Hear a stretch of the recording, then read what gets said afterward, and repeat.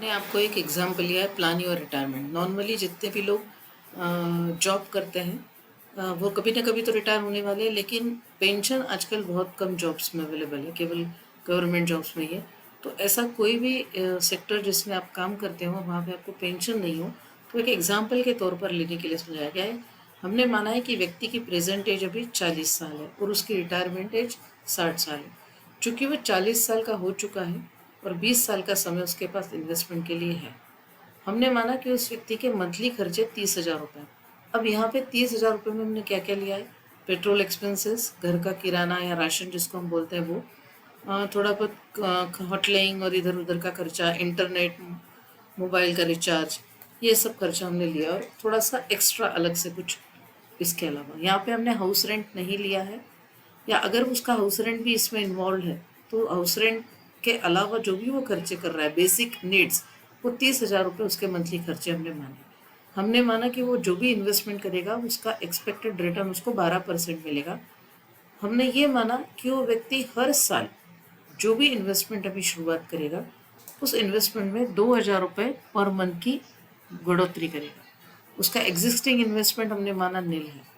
तो जो खर्चे आज वो 30,000 रुपये के कर रहा है, 30,000 रुपये में कर रहा है, उन खर्चों को 20 साल बाद करने के लिए उसको 2,30,76,200 रुपये चाहिए। क्यों? क्योंकि हम ये जो इन्फ्लेशन है ये रिटायरमेंट किटी तक, मतलब 20 सालों तक जब रिटायरमेंट किटी तैयार होगी तब तक भी ये 6% है और रिटायरमेंट किटी के बाद भी ये 6% रहेगा। इन्फ्लेशन ऑलमोस्ट अपने यहाँ सेम ही है। हमने माना कि व्यक्ति की लाइफ एक्सपेक्टेंसी 85 साल है, मतलब वो जो पेंशन लेगा वो अगले 25 सालों के लिए लेगा।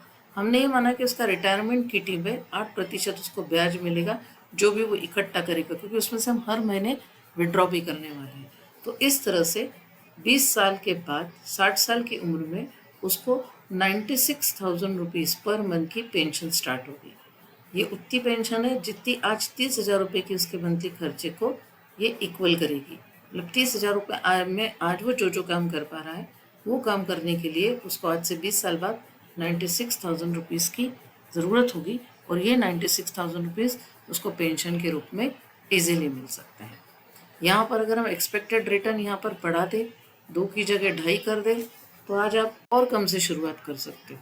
मतलब अब आप यहाँ देखोगे तो 10,000 रुपये मंथली पेंशन से वो इस साल शुरू करेगा। अगले साल ये 10,035 रुपये की जगह उसको 2,500 रुपये से एक और नई SIP शुरू करनी। उसके अगले साल फिर 2,500 से, वो चाहे तो इससे ज़्यादा भी बढ़ा सकता है। जो एक्स्ट्रा पैसा आएगा वो किसी दूसरे चीज़ों में इन्वेस्ट कर सकता है।